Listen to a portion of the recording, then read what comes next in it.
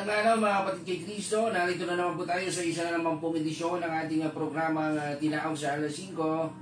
Siyempre kasama pa rin po natin ang ating Pastor Ringo Roda para po sa salita ng Diyos. At siyempre narin po ang ating brother Greg Mainom Sr. para po sa mga awiting makalangit para po sa ating Diyos. Good morning po Pastor. Good morning po Sir Greg. Good morning. Good morning. Gandang umaga sa lahat. Matangag sa patayon mi. Siya si Officios. Lagi ito mga gardeners. Of course, lagi ti Hallelujah. abang sagsagalan niya Lord. Senyor Greg at naibagay sa patiman na namin. When I first know, for the joy of the Lord is my strength. The joy of the Lord is my strength. The joy of the Lord is my strength. The joy of the Lord Dahil nagpalakpalitan. Ang buhay ng Kristiyano ay may pagsayawan, may pagsayawan, may pagsayawan. Ang buhay ng Kristiyano ay may pagsayawan, palaging nagsasayawan. Ako ay masaya, ako ay masayang masaya, ako ay masaya, sapagkat iniligtas na. Kung si Jesus ay kasama, laging masaya, laging masaya, laging masaya. Kung si Jesus ay kasama, laging masaya, laging masaya. Amen. Here comes the Ilocano, siyakot na ragsap, sikakot na ragsap, amin tayo kit na ragsap. Hallelujah! Siyakot na ragsap, sikakot na ragsap, amin tayo kit na ragsap. Sana imaikam-kam-kampay, sikantik-kintik-kintik, yan po si Paspasin. Sana imaikampay-kampay, sikantik-kintik-kintik, yan po si Paspasin. Siyakot na ransak, sikakot na ransak, amin tayo gitna ransak. Amen. Siyakot na ransak, sikakot na ransak, amin tayo gitna ransak. Yeah! The joy of the Lord is our strength. Hallelujah. Thank you, Father. Thank you, Jesus. Thank you, Lord. Oh, Lord. Thank you, Lord. Hallelujah. The joy of the Lord is our strength. Oh, hallelujah. Oh, yes. Praise you, Father God. Praise you, Jesus. Praise you, Holy Spirit. Dahil message yung ambitious. yes, Lord. Oh, hallelujah. Thank you, Lord, for the word of God. Not just for free that we can seek first your kingdom, and all these things shall be added unto us. So, thank you, Father. Seek ye first the kingdom of God and His righteousness, and all these things shall be added unto you. Hallelujah.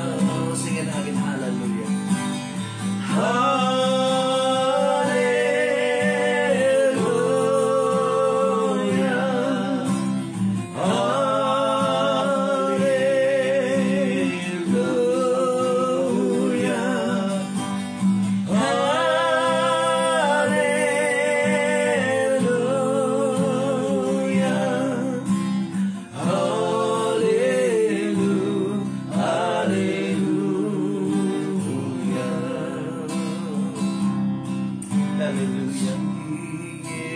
First the kingdom of God and His righteousness. Praise the Lord. And all these things shall be added unto you. Hallelujah, hallelujah. Sing it for the last time. I can sing an hallelujah.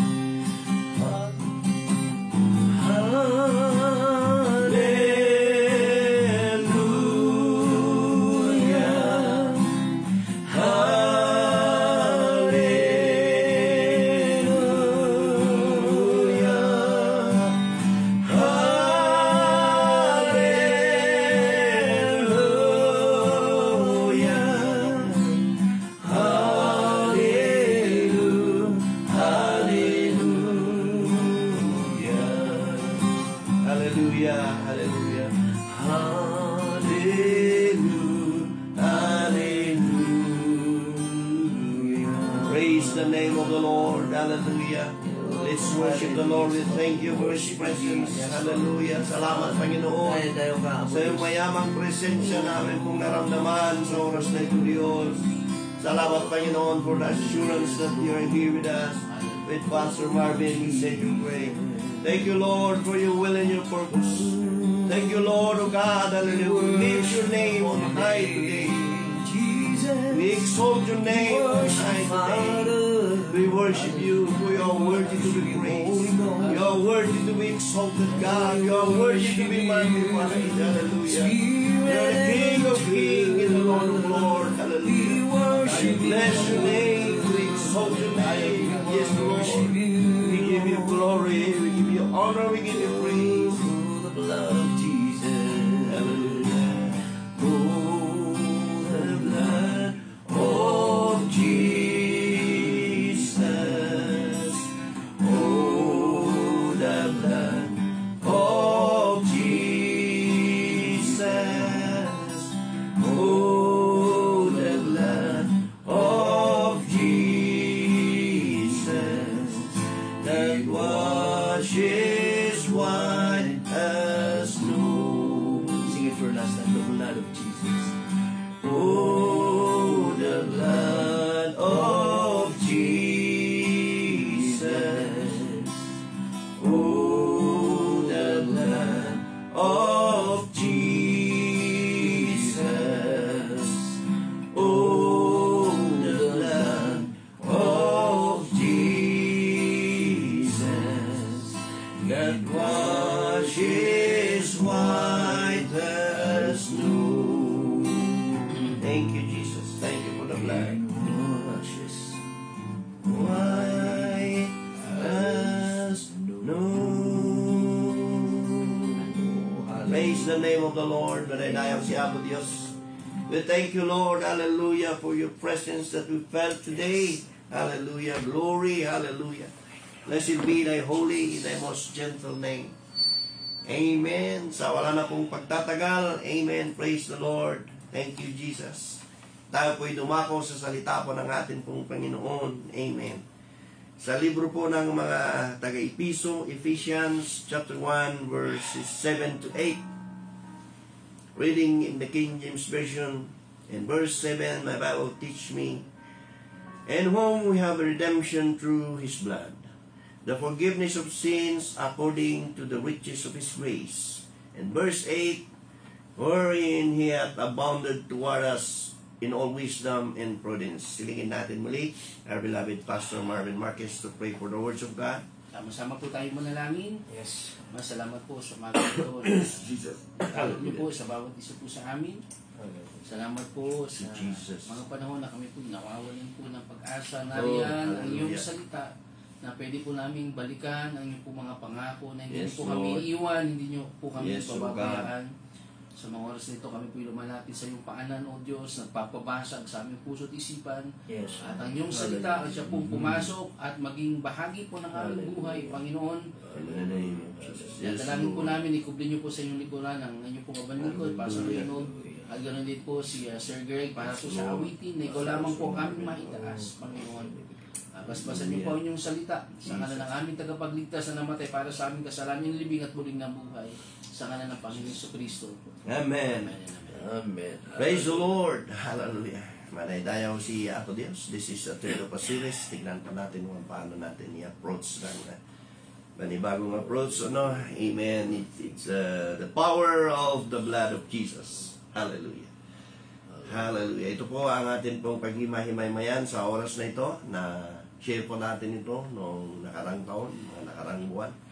But we would like to see how the Lord moves in this passage of Scripture because His words is new every morning.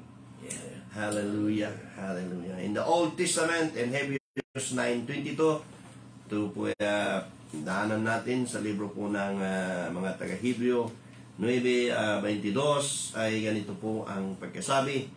In almost all things are by the law purged with blood, and without shedding of blood. 9:14. Amen. Ito po mga kaibigan at kapatid, ang kanya pong mismong sarili, ang kanya pong ginamit, mga kaibigan. Hindi mo siya gumamit na parang sa lumang tipan na it is by the blood of the animal as an offering for sins, but praise the Lord, asking for donation of blood. Kahit anong type, sabi nga noon na blood, basta makapag-donate kayo, papalitan yan sa blood bank for your patients, ano? Kaya nga may joke na sinasabing ano ang blood type ng atin pong Panginoon Jesucristo. Ang sagot daw ay, ooh, the blood, ooh. Remember this, without blood, there is no pardon. What is the power in the blood of Jesus? Ano ba yung kapangyarihan na nandoon sa dugo ng ating pong Panginoon? Just one pin, just one cc, I should say, na kanya pong dugo ay napaka-powerful. Hallelujah. The power of the blood of Jesus has provided everything we need. Meron tayong authority over the enemy. Hindi ka pwedeng salingin, hindi ka pwedeng kantihin ng kaaway natin, mga kapatid, dahil nandyan po yung blood that covers you. There is a boundary nakaset, hindi kanya pwedeng i-bluff. Parang nakataling aso yan na nagagalit, no? Pero siya ay nakatali. This is so important. Equally important as His name. Praise the Lord. Equally important as His word. The blood of Jesus is so powerful. Amen. Amen. There is a story na lahat ay sinulat ng kaaway. Sabi niya doon, ikaw, ganito ka. Mga accusations. Meron na bang na-accuse sa iyo, friend? Meron na bang pastor, yung anxiety, yung depression, stress, no? Pero doon makikita mo, sinulat lahat ng kaaway sa papel. Maaaring lahat ng kasalanan ay nandoon.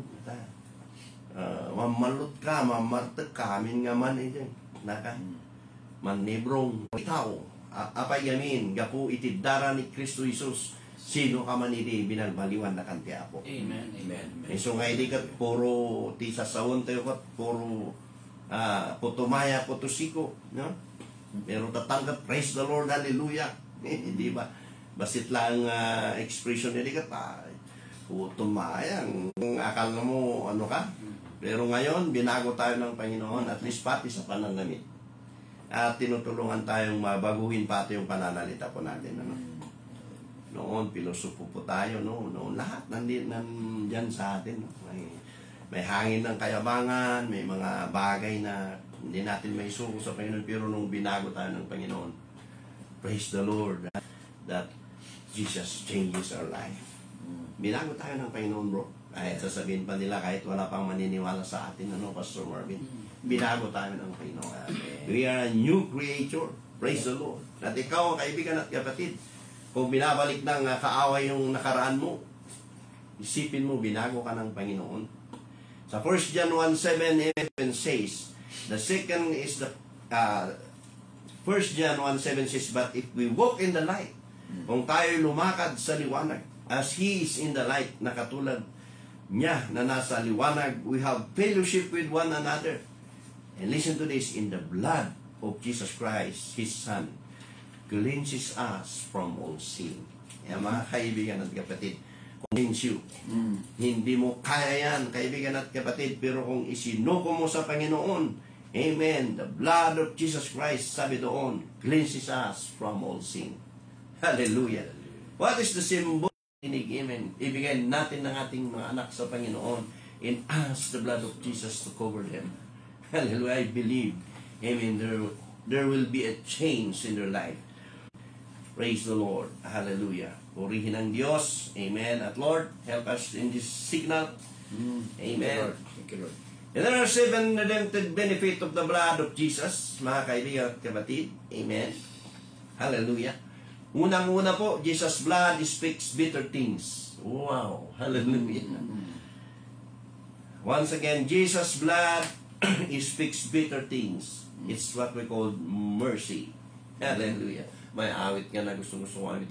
Mercy rewrote my life. Hallelujah. Yun po mga kaibigan at kapatid, in Hebrews 12:24. So, basahin po natin. Amen. Pastor Marvin, siguro sa Tagalog. Basahin po muna sa English version, Hebrews 12:24. And to Jesus, the mediator of the new covenant, into the blood of his sprinkling, that speaketh bitter things than of evil. Pastor. Nilapitan nyo si Jesus, ang tagapamagitan ng bagong tipan, at ang dugong iwinisik na may pangako na mas mabuting bagay kaysa isinigaw ng dugo ni Abel. Hallelujah. Bakit kaya na-mention si Abel, mga kapatid? Ito po kasi, sa lumang tipan, sila po ay mayroong magulang na Kristiyano. Both of them, they have Christian parents, Cain and Abel. But we know and we understand, if we're reading our Bible, ang sabi sa atin pong nabasa, mga kapatid, the blood is sprinkling that speaketh bitter things. So, mga kapatid, Another one, the blood of Jesus provides forgiveness of sins, Matthew 26:28. Praise the Lord. Sige, basahin po natin para it will be supported by the scriptures. Matthew, basahin ko po, 26 and 28 ay ganito po ang pagkasabi, for this is my blood of the New Testament, which is shed for many for the remissions of sin. Pastor? Sapagkat ito ang aking dugo na katibayan ng tipan ng Diyos. Ito ang aking dugo. Dugong binubuhos para sa kapatawaran ng kasalanan ng marami. Praise the Lord. Tayo po'y napatawad, amen. Dahil sa dugo po ng ating pong Panginoong Jesucristo. Sino ba ang namatay para sa iyo? Amen, si Buddha. Sino ba ang namatay para sa iyo, mga kaibigan? Wala na pong iba. Awanan itisab sa balikin na dumapay. The one and only. One and only. Hallelujah. Jesus Christ. At hindi po siya natapos doon, siya po nabuhay na muli pagkatapos ng 3 araw. Amen. In Romans 5:9, the blood of Jesus provide justifications. Romans 5:8 ay ganito po ang pagkasabi. Praise the Lord. But God commended His love towards us, that while we were yet sinners, Christ died for us. Amen. And verse 9, Romans 5:9, Pastor Marvin, much more than being now justified by His blood, we shall be saved from wrath through Him. Ngunit pinatunayan ng Diyos ang kanyang pag-ibig sa atin nang namatay si Kristo para sa ating noong tayo'y makasalanan pa. Yamang sa pamamagitan ng kanyang dugo, Amen. Tayo ngayon ay napawalang sala. Napawalang sala. Lalong tiyak na maliligtas tayo sa puot ng Diyos. Malay tayo ni Apo. Amen. Malay tayo tiyak po. Yes. Nung nakulong noon, nung araw nung hindi pa binago ng Panginoon si Pastor Marvin. Nung malaw. Oo. Nung pinalaya ka, di ba, ang saya-saya mo? Oo, parang parang may bagong buhay ka. May bagong buhay ka talaga. Oo. Dahil Masaya tayo. hindi mo ma-express yung buhay sa bilangguan. Tama. Amen. Ganon din mga kaibigan at kapatid. Praise the Lord. Hallelujah. Namatay ang atin pong Panginoon upang tayo'y mabuhay. Sabi doon, by His blood we shall be saved from wrath through Him. You are my protector. Mababasa po natin sa Exodus yan, mga kapatid, iningatan sila. Ano man yung kanila pong alukuhan, mga kapatid, pag minahal ka ng Panginoon, lalo na pag ibinigay mo yung buhay mo sa Panginoon, ay there is protection in the blood. Hallelujah. Yan ay sa Exodus 12, 7, 12, and 13. Christ once for all.